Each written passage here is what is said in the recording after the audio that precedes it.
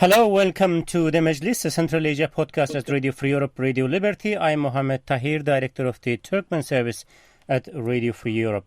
In Tajikistan, civil society and political parties already under scrutiny. Now, government is cracking down against lawyers whose job is to defend NGOs and individuals in trouble.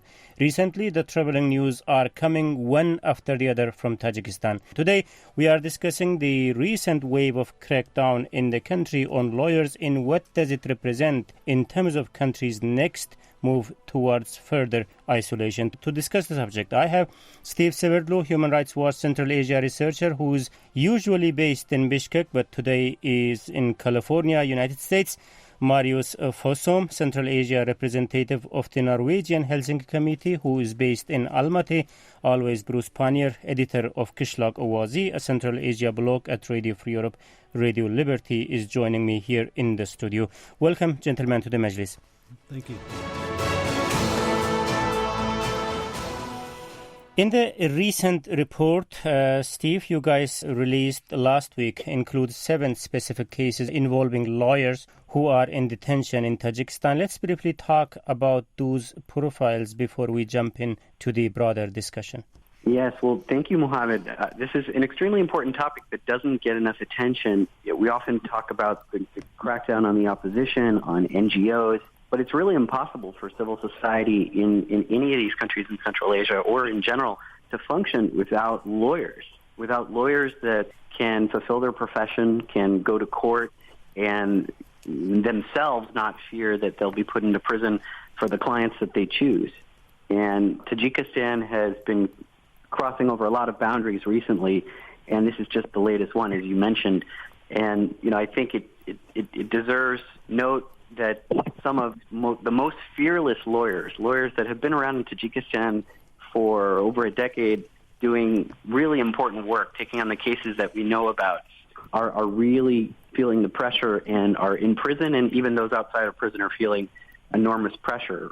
One of the most famous human rights lawyers in Tajikistan is Buzurg Mayor Yorov, and his trial is about to continue tomorrow. He was a man that decided that he would stand up and be brave enough to say that he would represent the IRPT, the members of the banned and now declared a terrorist organization, the opposition party of Tajikistan. And within just a few days of saying that he would take on their representation, he himself was arrested. He was actually arrested the day that he told the public that he believed one of his clients, Said Umar Husseinov, the first deputy chairman of the IRPT, was being tortured himself in prison. So it was a quite dramatic day when he was arrested back in September 2016. Along with Buzurg Mayor Yorov, we have Shuhrat Kudratov, who's a very well-known attorney, who was one of the legal team that represented the now imprisoned opposition figures, Zaid Saidov. Shuhrat Kudratov was also well-known for human rights cases, for taking on politically sensitive cases. He's been in prison now since he was arrested in June 2014. The International Commission of Jurists and other organizations inside Tajikistan have called him a human rights defender and have decried his imprisonment now.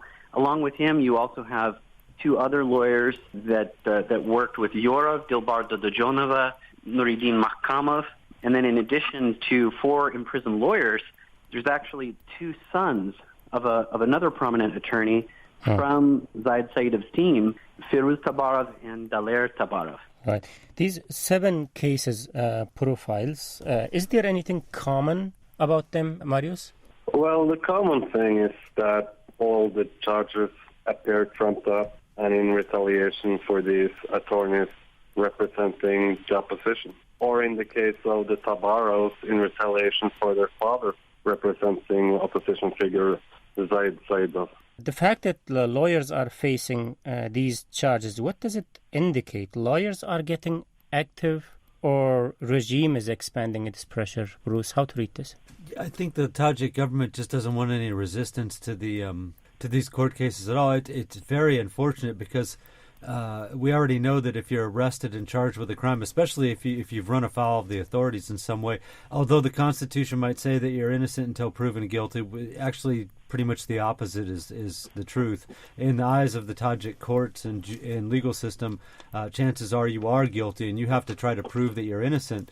So by having lawyers that are actually working to try to show that their clients are not guilty of these crimes, it prolonged these cases, I suppose, a little bit, gave them a little bit more publicity than they'd normally get. So you're basically defanging the defense for the accused, and by doing so, you just ensure a speedy trial and a quick conviction. Steve, the pressure against lawyers seems not only to put them in jail. I read somewhere in your report that there is also a test being introduced that every lawyer has to go through. Is it in the process, or it's already done case? This has already happened, and this is another aspect of the crackdown, which is, I guess you could say, for lack of a better word, less sexy, which is that, and this has happened across Central Asia. It's worth noting that it happened in Uzbekistan about 6 or 7 years ago in a very similar fashion. But the government has essentially demolished the Independent Bar Association for Lawyers as we know it and made it subservient to the executive branch and required all lawyers into Tajikistan to retake the bar exam. So that means people who have been practicing 15 years, 20 years, have to now essentially fear losing their licenses, retake the bar exam, and that test can be rejiggered or manipulated in a way to get rid of anybody that the government deems to be disloyal or suspicious. So we've heard reports that the questions on the test have to do with sometimes very silly things that have nothing to do with the law, that would be really arbitrary questions in any bar exam. And I myself have taken the bar exam in the U.S., and it's already not an easy thing to do. And so this is something that's causing a lot of stress and already resulted. We don't have a lot of specifics, but we do know that about 90 people or 89 lawyers have actually not passed this new exam out of about 500. And we don't know exactly how many of those people could be considered opposition or politically independent, but it's still a significant number. Marius, do we know anything about the inside of these test documents? What are the questions being asked? Well, as Bruce said, we don't know too many specifics, but reports have reached us that you have to answer questions about history, culture, of Tajikistan. And Eurasian has reported, I think, that one of the questions were when did the first train run in Tajikistan? So it's pretty absurd questions for a bar test. Bruce, what all this means? What is the goal behind it? Yeah, like I said, the Tajik government is... they do have some reason to be worried. We talked about the economic situation and everything, and how it's deteriorating, and we know there's a lot of corruption in Tajikistan, and very, very few officials would bear their financial records would not bear close scrutiny, and a lot of their personal behavior probably wouldn't either. So by having these people out, one fell swoop, although it's taken several years, but they managed to get rid of the opposition. They managed to get rid of any possibility for the opposition to defend themselves in court, and now they're also, people who are seen as sympathetic to the opposition, or at least in the eyes of the Tajik government. Just because you're defending someone doesn't mean you agree with what they did or what they stand for. You're just trying to defend them on the grounds of should they be put in jail or not. Did they actually infringe upon the law, commit some violation or something like that?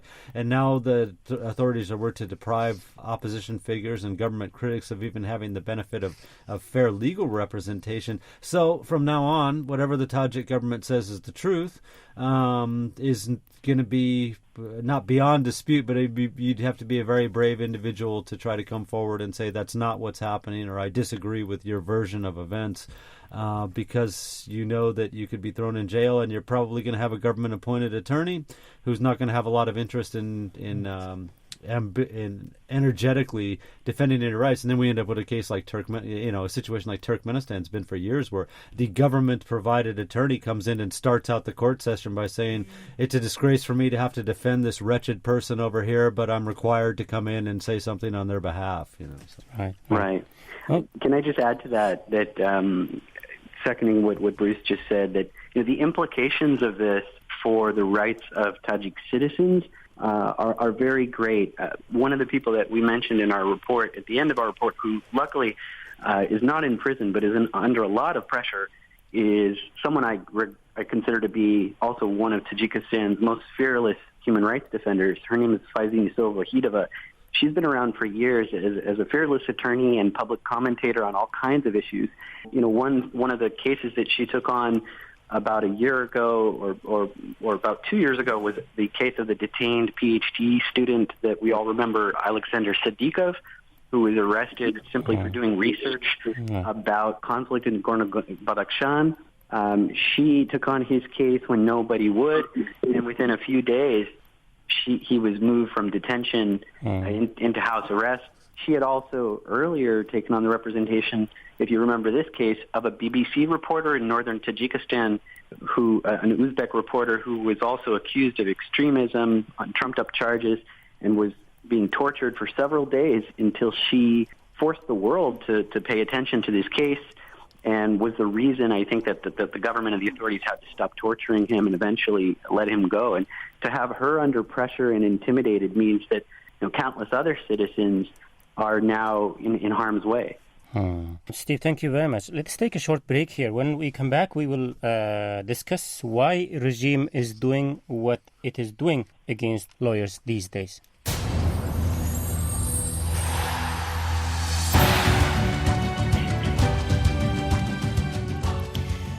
Welcome back to the Majlis, the Central Asia podcast at Radio Free Europe, Radio Liberty. Today we are discussing recent wave of crackdown against lawyers in Tajikistan. Discussing the subject with me is Steve Serlo, Human Rights Watch Central Asia researcher. Marius Fossum, Central Asia representative of Norwegian Helsinki Committee, is joining us. Bruce Pannier, editor of Kışlak Ovazi, a Central Asia blog at Radio Free Europe, Radio Liberty, is also with me in the studio. I am Mohammed Tahir, director of the Turkmen service at Radio Free Europe, Radio Liberty. Bruce, I want to start with you. The timing of this crackdown is interesting. The country is faced with lots of economic pressure.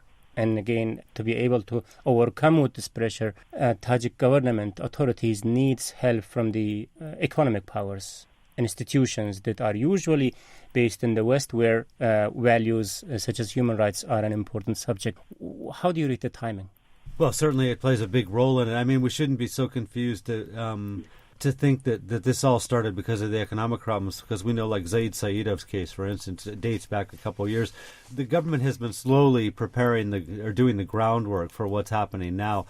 They might have speeded things up a little bit because they are having kind of an economic free fall at the moment, but the process that we're seeing now actually finds its origins several years back. There's no doubt about it. So I would say they speeded it up. Like I said, they quickened it a little bit because of the situation. They want less criticism, less voices that can criticize it. And certainly in the case of lawyers, it's kind of interesting because you can have critics and you can have opposition figures, but lawyers, by virtue of their training and everything like that, are used to making very logical arguments rooted in the Constitution and the laws of the land. So these are the kind of opponents which are especially troublesome to the government, because these people can cite articles in the Constitution. This is in violation. You didn't respect this part of the Constitution, on and on. So they're a little bit different of a breed than, say, just a regular government critic who might just say, the government's policies are repressive or something like that, and throw in a couple of examples of someone who might have run afoul of the authorities. But a lawyer will actually make an argument about why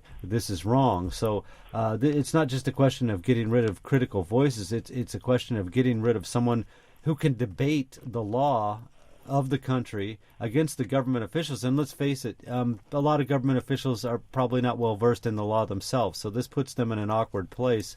It's kind of the same thing as them arguing Islam with a legitimate cleric in the country, where chances are the official doesn't know very much about the religion, but certainly not as much as the mullah or the mufti or someone. And now they're in the same situation with the lawyers, where they can say we've overlooked due process here, and here, and then the government has to come up with a response to that, so they don't look like that they're wrong in this argument. Steve, you put out this report last week, and several days has passed since then. How has been the reaction by the international community on this subject?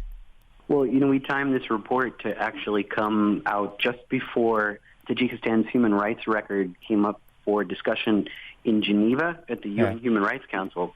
And we were pleased to see that just a few days ago, on Friday, in fact, many countries, not just Western ones, in fact, made strong statements about human rights violations in Tajikistan, including the harassment and the imprisonment of lawyers. And among them were the United States and Norway and several other states that came out fairly strongly. And the reason we were pleased by that was that despite this gruesome picture in Tajikistan, one thing that the Tajik government has done is they've displayed some level of cooperation with UN mechanisms. And in contrast to, let's say, Turkmenistan and Uzbekistan, Tajikistan has this year invited the UN Special Rapporteur on Freedom of Expression into the country, David Kay, who came in March and paid a visit. Earlier, they had the UN Special Rapporteur on torture. And, from my time in Tajikistan, I've seen that some parts of the government seem at least to pay lip service to these UN human rights mechanisms. And so having, let's say, a shellacking occur on Friday, as it did, I think won't go unnoticed. And it certainly is. It is an important mechanism. It doesn't necessarily mean that there's going to be immediate releases, but I think it ratchets up the pressure. And that's always the key factor, I think, in making progress. Marius, lawyers are the latest target in Tajikistan before media, opposition, civil society, etc. They were already under enormous pressure. So going forward, what's your concern? Who might be the next target of Tajik authorities, looking back at what you have seen already happening in the country? Marius? Well, I think journalists will soon find themselves in the crosshairs of the government, more so than already. I think the crackdown will extend to the media. Yeah, basically, I believe journalists would be next on the list after the lawyers. Before ending the debate, Steve, another legal question came to my mind. After this, the crackdown against the lawyers and also introduction of this test, where does this put the meaning of Tajikistan's constitution as a legal document? Well, it puts it under threat. Of course, if you don't have lawyers able to do their job, then the whole system breaks down and collapses. No one can really, with a straight face in the government, say that they are living up to the standards in the Constitution. And of course, we see that on May 22nd, there's going to be a very important referendum to that Constitution. Yeah. And the questions that are going to be posed to citizens in a yes or no, up or down vote will be, I think, 40 changes to the Constitution that will include allowing President Rahmon to indefinitely remain as president, lowering the presidential age from 35 to 30, allowing his son perhaps to take up the reins as president quite soon if that option is something that the family wants to pursue. And also will forever ban any political parties based on religious lines, essentially sealing the door shut to the IRPT or anything like that, reemerging in politics. And so the Constitution right now is under great threat in Tajikistan. I think that's why what happened last week in Geneva at the Human Rights Council has to be taken up much more robustly going forward by Washington and Brussels and every other partner of Tajikistan. Right now, the IMF is playing a role. There may be discussions of a bailout or some sort of deal. So there are pressure points. There are important hooks coming up where these issues can be raised. And one other thing to just mention, in addition to the lawyers and the opposition members being imprisoned inside Tajikistan, is that we still see every week, Marius's organization and my organization are receiving reports that Tajik activists and others abroad are being detained in other countries. And there continue to be reports of people being extradited. We just heard of activists in Kazakhstan, Tajik activists in Kazakhstan being arrested, in Turkey, in Belarus. So that continues. And so what's required is an international response in several countries. That's exactly the final point I wanted to ask you guys. Maybe, Bruce, you jump in here. So in this situation, when the lawyers are under pressure, media, opposition, all these civil society members are under pressure. So what is the best hope that this can be reversed? Steve mentioned the IMF, and I think that's one of the key things, and individual cooperation or cooperation with individual governments too, is some of these organizations have to make it crystal clear that while they're willing to help Tajikistan out a little bit, they can't help a government which is increasingly repressive and keeps shifting its laws and now its constitution to just for purposes of regime preservation. There has to be a line drawn there and say, friends are friends because they have some common interests, and so you have to show us that you're willing to do something that we consider important, just as we're willing to help you out with something you consider important. And that's the kind of pressure they're really going to have to put to bear. And I know if financial organizations don't like to mix in politics, but this is a situation and a case here where I think there really has to be some standards beyond the fact that can you repay the loan and will you show greater financial transparency. They have to say, look, you have to have a functioning legal system that is respected the world over. I mean, this thing with the lawyers is actually violating UN principles. It's not just a question of a sense of local fairness or anything like that. You're supposed to have access to a lawyer, of your own choice if you can get one, and they have to be able to defend you to the best of their ability. You can't just remove one's successful lawyers that the governments consider to be a nuisance to their plans.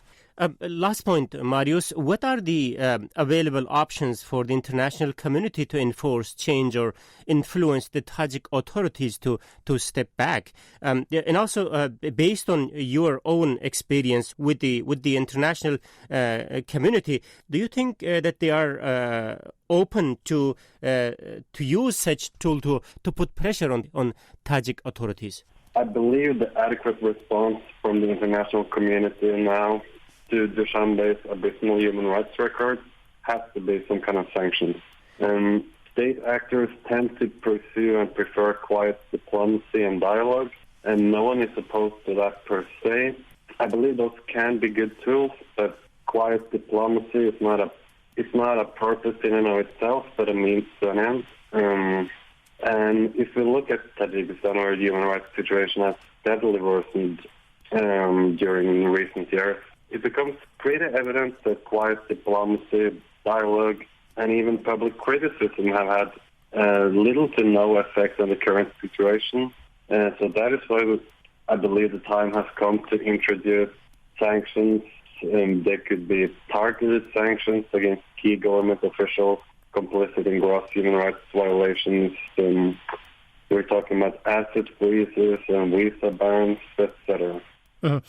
My second part of my question was, Marius, the items that you mentioned in your report as a possible tool to discuss with the Tajik authorities or put some pressure on Tajik authorities. Are they open to engage Tajik authorities with such kind of tools there on the ground? Well, so far we haven't seen huge willingness to introduce these sanctions, but we are hoping that based on our research and our findings and our advocacy, that key international actors will open their eyes to the necessity of such tools. Right. Okay, thank you very much, Marius Fossum, Central Asia representative of Norwegian Helsinki Committee. Also, Steve Severlu, Human Rights Watch Central Asian researcher, and Bruce Pannier, editor of Kishlock Owazi, a Central Asia blog at Radio Free Europe. Thank you, gentlemen, for being part of the Majlis today. Thank you. Thank you. This is from me, Mohammed Tahir, director of the Turkmen service at Radio Free Europe, Radio Liberty. Bye-bye.